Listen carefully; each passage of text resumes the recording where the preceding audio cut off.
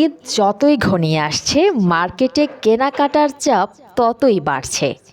চারগাছ বাজারে ঈদের কেনাকাটার ধুম পড়েছে মার্কেট, শপিং মল ও দোকানপাটগুলোতে।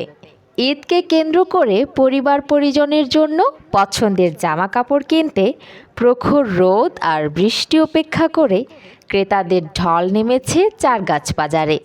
Bhuiyan super market, Abdul Jalil shopping complex, Gausul Azam market, new market, Zaman টাওয়ারে মানুষের ভিড়ে তিল ধারণের ঠাঁই নেই।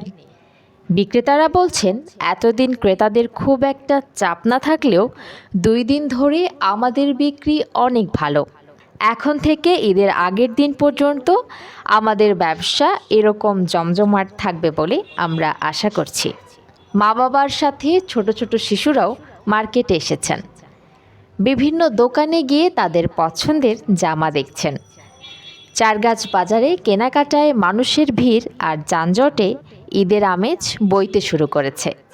উজ্জ্বল হোসেন জীবনের তথ্যচিত্রে চারগাছ টিভি।